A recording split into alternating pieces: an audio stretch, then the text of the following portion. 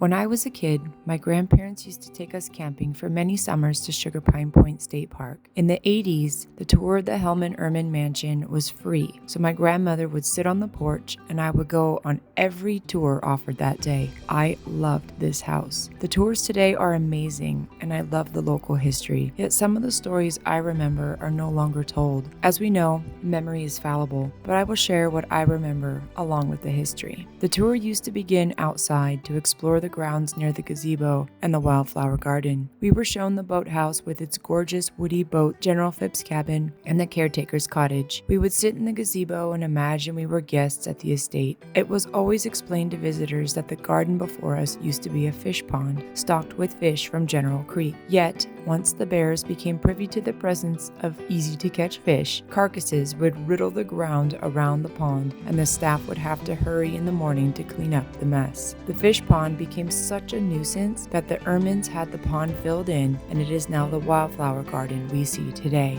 We would enter the estate through the back, and we were told it was part of the caretaker's job to fetch ice from General Creek during the winter. This means the caretaker would have to cut the ice from the creek and put the ice, separated by sawdust, into the ice house for the Ehrmans during their summer visits. This was so guests could have ice in their beverages and to keep food cool, of course. As we entered the mansion, we were always marveled by its opulence and how its conveniences were before their time. Pine Lodge was constructed in 1903 and boasted around the lake how it had both electricity and indoor plumbing. The rare woven redwood ceiling to this day mystifies visitors and professionals. This year's tour, my children and I got to learn about the antiquated petticoat mirror in the dining hall, something today's kids cannot even imagine. I remember we were told that Sidney Ehrman was an avid swimmer and every morning would jump into Lake Tahoe and swim to what he called the middle of the lake and return home refreshed and ready for the day. If this is true, it may be why he lived to be 101 years old. The story of the elevator, kids from the children's house would run in and stop it between floors, angering Florence Ehrman, still brings a chuckle to today's kids. I remember being told that kids were given their own house and not allowed into the mansion